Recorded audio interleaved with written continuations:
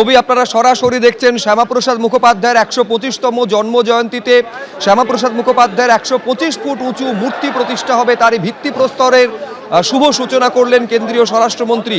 যেখানে উপস্থিত ছিলেন রাজ্যের মুখ্যমন্ত্রী, বিজেপি রাজ্য সভাপতি, রাজ্যের স্বাস্থ্যমন্ত্রী, তারা উপস্থিত ছিলেন। স্থানীয় বিধায়ক তিনিও উপস্থিত ছিলেন। সরাসরি ইকো পার্ক থেকে এই ছবি আপনারা দেখছেন।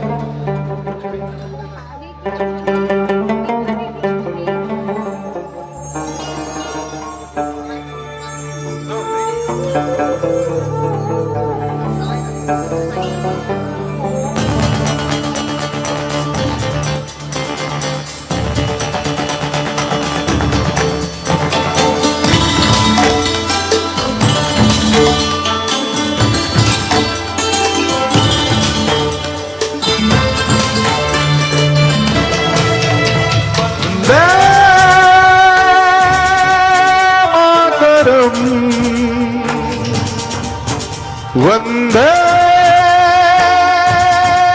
मातरम मातरम मातरम।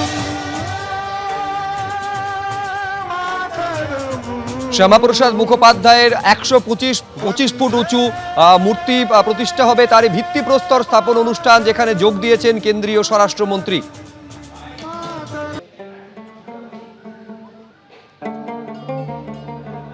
একশো ১২৫তম জন্মজয়ন্তী শ্যামাপ্রসাদ মুখোপাধ্যায়ের উদযাপিত হচ্ছে এবং সেই উপলক্ষেই রাজ্যে এসেছেন কেন্দ্রীয় স্বরাষ্ট্রমন্ত্রী। ইকো পার্কের ছবি আপনারা দেখতে পাচ্ছেন, যেখানে ১২৫ ফুট উঁচু শ্যামাপ্রসাদ মুখোপাধ্যায়ের মূর্তি বসবে, তারই ভিত্তিপ্রস্তর স্থাপন, এবং সেই অনুষ্ঠানে যোগ দিয়েছেন কেন্দ্রীয় স্বরাষ্ট্রমন্ত্রী। রাজ্যের মুখ্যমন্ত্রীও উপস্থিত রয়েছেন।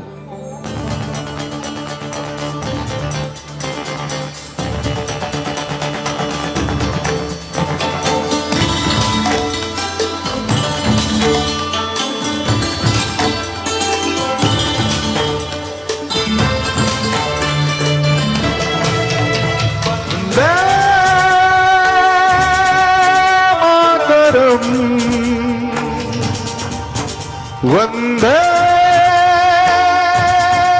मातरम मातरम मातरम मातरम वंदे।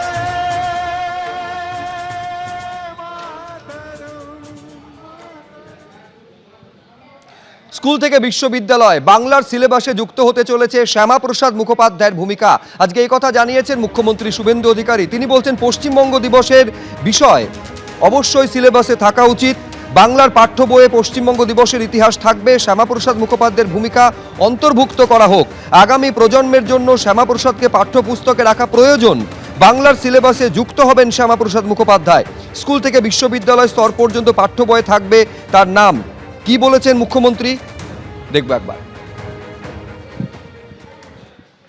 শিক্ষার প্রসারে তার যে যোগদান অবদান ইত্যাদি আমাদের বর্তমান এবং আগামী প্রজন্মকে বিদ্যালয়ের সিলেবাস ব্যবস্থা থেকে ইউনিভার্সিটি পর্যন্ত মুদ্রিত, পঠিত এবং চর্চিত এই তিনটি বিষয় হওয়া উচিত বলে আমি মনে করি।